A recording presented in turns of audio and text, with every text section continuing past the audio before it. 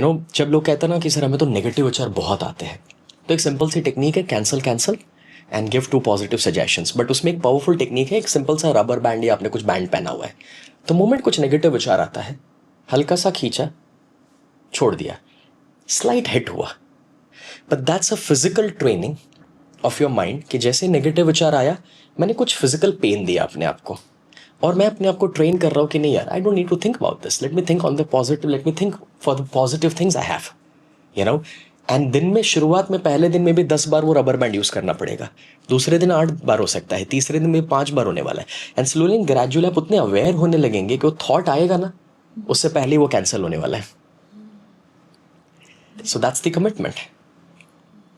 And then comes stage 3 या step 3। सो मैं ये तीनों स्टेजेस क्यों बता रहा हूँ, इसीलिए क्योंकि मैंने ये देखा है कि जब लोग थोड़ा बहुत सुन लेते हैं तो बदलाव की शुरुआत होती है, बट वो चेंज उनके साथ रहता नहीं है। और स्टेज 3 तक पहुंचने इसलिए जरूरी है because that is where real identity shift आएगा आपका। वायरिंग यहां पर तो हो ही रही है, यहां पर भी हो रही है। सो फॉर एग्जाम्पल आज मेरी फिजिकल वायरिंग इस लेवल पर है कि अगर मैं जिम नहीं जा रहा, डंबल नहीं उठा रहा, पुशअप्स नहीं कर रहा, तो I don't feel good in the body. That's a physical wiring. That's the same thing, that's also mental wiring, कि यहां पर वो डोपामीन एड्रेनालिन रश नहीं मिल रहा है। So that can be for good and that can be for the bad. ये दोनों के लिए वायरिंग हो सकता है। और हमारी बहुत सारी मेमोरीज मसल मेमोरी होती है। तो आप एक ऑब्जर्व करिएगा, कितनी बार ऐसा हुआ है जब कुछ भी नहीं है करने के लिए और फोन पड़ा हुआ है, हाथ अपने आप जाते हैं, अपने आप आंखें उसके ऊपर, जबकि हमने कुछ चालू भी कर दिया सोशल मीडिया, तो हमें पता ही नहीं हम क्या देखना चाह रहे हैं। सोफा पर बैठे हैं, जहां आदत है हर दिन बैठते हैं, पता है रिमोट कहां पर है, हमें एक्चुअली कोई टीवी चैनल, कोई शो अभी माइंड में नहीं है देखने के लिए, बट तो भी रिमोट से टीवी चालू हो जाता है। आप अगर अवेयरनेस में और अपने आप से पूछो क्या देखने के लिए चालू किया, तो जवाब हमारे पास भी नहीं है कि पता ही नहीं है हमें क्या देखने के लिए चालू किया, बस कुछ नहीं है तो बस सोचा चालू कर देता है। तो फिजिकल भी है, मेंटल भी है। एंड गेस व्हाट, ये वायरिंग कैसा है। सपोज कि हमें कोई एक रस्सी से बांध दिया जाए, आसान है, तोड़ सकते हैं। डबल से बांधा जाए, शायद तोड़ सकते हैं। ट्रिपल, फिर 4, 5, 10, 15, 20 राउंड। तो जितने बरसों से वो पैटर्न्स हमारे अंदर है, उतने राउंड्स बढ़ चुके हैं और उतना हम उसमें फंसे हुए हैं।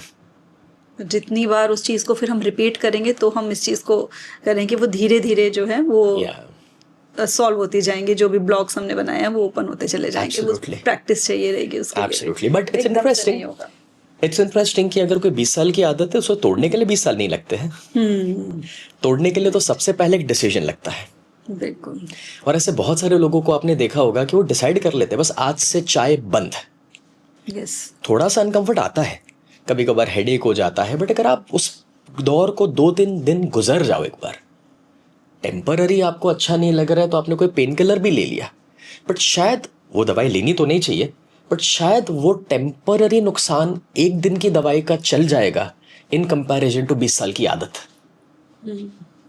तो वो रीवायरिंग डिसीजन से शुरू होता है, फिर वो कमिटमेंट की ओर जाएगा, and then comes the third stage. And the third stage would be identity shift, जिसको मैं कभी कभार रिजॉल्व भी कहता हूँ। आइडेंटिटी शिफ्ट का बहुत सिंपल सा मतलब है दैट अब मेरे अंदर एक बिलीफ आ चुकी है that I am somebody who exercises regularly, I am somebody who is fit, I am somebody जो नहीं मैं इन चीज़ों को हाथ नहीं लगाता हूँ, जो बुरी है, गलत है। या फिर एक आइडेंटिटी शिफ्ट हो चुका है that I am a great husband, I regularly talk with my wife, sit with my family, I give time to my kids. जो पहले की आइडेंटिटी में भी अलग थी, अरे ठीक है यार, अपने तो अपनी मस्ती में जी रहे, क्या फ़र्क पड़ता है, वो तो सो जाएंगे बाद में घर पे जाएंगे, तो वो भी आइडेंटिटी थी, ये वाली भी आइडेंटिटी है।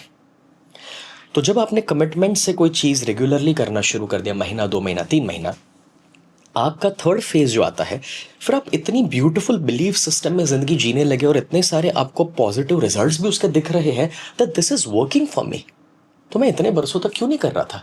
तो रिजॉल्व हो चुका है कि this is the way to live life, अब ये तरीका मुझे छोड़ना नहीं है, because it is giving me results, it is making my life better.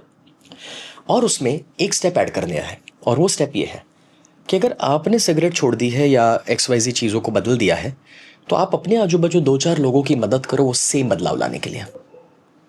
And now what is gonna happen is कि जब आपने अपने डिप्रेशन को तोड़ के 2 लोगों की मदद करी पॉजिटिव होने में, आप एक्सरसाइज चालू करते हैं और आप अपने साथ दूसरे 1-2 लोगों को कन्विंस करके उनको भी फिट बनाना शुरू कर रहे हैं, तो अब आपकी आइडेंटिटी शिफ्ट इतनी बड़ी हो चुकी है that the new identity now says that I'm somebody who inspires people for fitness. And if you start inspiring others for fitness, तो आप तो फिटनेस छोड़ने नहीं वाले. हमारी कोचिंग इंडस्ट्री में एक बहुत ब्यूटीफुल कहावत है, या फिर मैं ये मानता हूं, आप जिस चीज के कोच बनते हैं आपका वो लाइफ का पिलर अपने आप पावरफुल हो जाता है. So if you are a coach into meditation, तो मेडिटेशन में आप तो पावरफुल हो ही जाएंगे, क्योंकि आप सिखाते रहोगे तो आप प्रैक्टिस में भी रखने वाले हो. कुछ नहीं तो लोगों को प्रैक्टिस कराने के चक्कर में आपकी प्रैक्टिस होने वाली है. अभी आप एक योगा एक्सपर्ट है, लोगों को प्राणायाम करा रहे, आसन करवा रहे, तो आपकी प्रैक्टिस तो होने ही वाली है एवरी डे. वैसे ही जब आप एक दूसरों को हेल्थ देना शुरू करोगे, फिट बनाना शुरू करोगे, अपने साथ एक्सरसाइज में और वो मैराथन साइकिलिंग में लेकर जाना शुरू करोगे, तो अब आपकी आइडेंटिटी ही वो बन चुकी है. And now people would start coming to you and asking you, यार ये एक्सरसाइज कैसे करनी चाहिए, अरे ये डाइट में क्या लेना चाहिए. और जब आप उनको जवाब देना शुरू कर रहे हैं तो आप वो जीना शुरू कर देते हैं. That is where the third stage comes in. You have resolved it, the identity has shift, and now there is no way कि आप पुरानी जिंदगी में वापस जा रहे हो, कभी नहीं. So this is 2.0. ये आपका नया वर्जन बन चुका है.